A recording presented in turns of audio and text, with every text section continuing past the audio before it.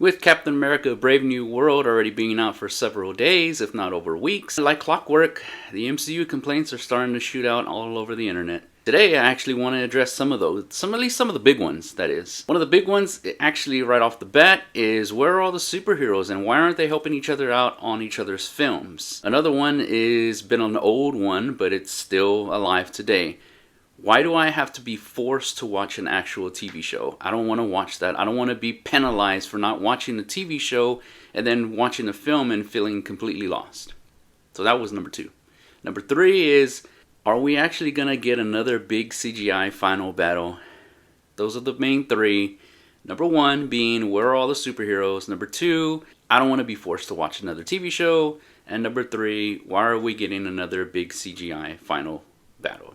One of the biggest complaints about Captain America Brave New World is everybody kind of feels like it should be another Avengers style film, kind of like Captain America Civil War, where everybody was actually being a big participant. So going off of the first big question is, where are the superheroes, is I think Marvel actually is to blame for most of this by having multiple projects going on at once and not having them intertwine in any way at all.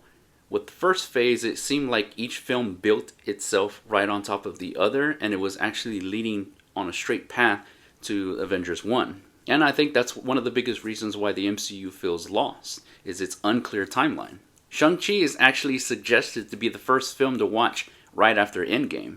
But how can that be? Wouldn't you want to see the effects of the blip? Wouldn't you want to see how other worlds are actually reacting to the blip, having half of their population gone, and then 5 years later returning? Which brings me to, the blip should have been much more heavily emphasized than it was. And not just on Earth. Captain Marvel has that line in Endgame. I'm covering a lot of territory. The things that are happening on Earth are happening everywhere. On thousands of planets. But they should have shown us. Heck, Captain Marvel 2 should have been Carol Danvers traveling from planet to planet, trying to help out each world that was affected by the blip. And it could have been a cool way of introducing a certain Xandarian.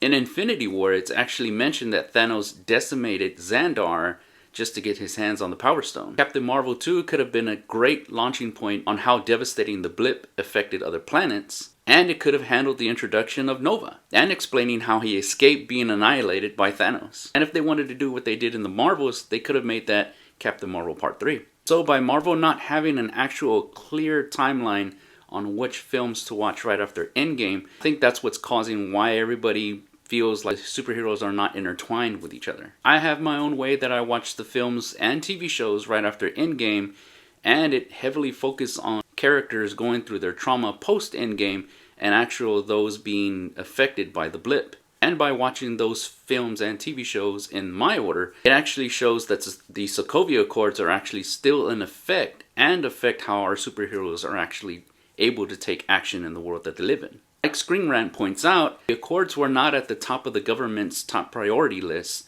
after the blip, but they were eventually repealed sometime in between WandaVision, Doctor Strange Multiverse of Madness, and She-Hulk. If you watch the movies and TV shows in my order, and take into the fact that the blip had just happened and that the Accords are actually still in effect, that kind of explains why the superheroes don't actually get together in their own TV shows and in their own films. But also, to be a pessimist, nobody really complained about not seeing each other in films for Phase 2. Heck, in Iron Man 3, the president is constantly being threatened by the Mandarin. So where was Cap?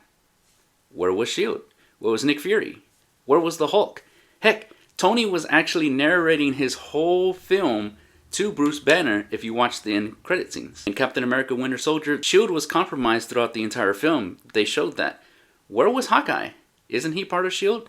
Why wasn't he shown? But I also have a way of watching the films for Phase 2 that kind of shows why they weren't actually in each other's films. Now moving on to the second big gripe that I see online, and it kind of drives me wild, and if you're a fan of the MCU, you should kind of be ashamed.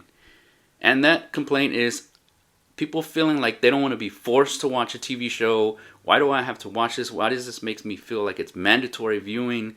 And the biggest one that I noticed was people didn't want to watch WandaVision, and then when they watched Doctor Strange, they were kind of lost, like, Wanda has kids? Putting the MCU to the side and just addressing just the TV shows for a second, bear with me. People who watched Game of Thrones or insert any of your favorite TV shows here. If somebody wanted to just jump in on that hype when Game of Thrones was just at its peak, and they didn't want to watch any of the first season, the second or third season, but you were there the whole time, wouldn't you feel kind of like you're not a real one? You want to jump in on the fun now. Where were you in seasons 1, 2, and 3? Now apply that to the MCU. How rewarding was it whenever we actually saw in Age of Ultron, when they were all trying to pick up Mjolnir, and Cap was the only one that actually made it move? Now fast forward that to Endgame, and when he actually does pick it up, remember the excitement when that actually happened. So if a person wasn't watching all these films from the beginning, and they saw Captain America pick up Mjolnir in Endgame, they wouldn't get the weight of the situation. And that's kind of how I feel about the TV shows. Going back to Game of Thrones, if you didn't know how rotten Joffrey was, his death didn't actually mean anything if you didn't watch previous episodes. Not watching WandaVision robs you of the trauma that she actually went through after Endgame, not having Vision by her side.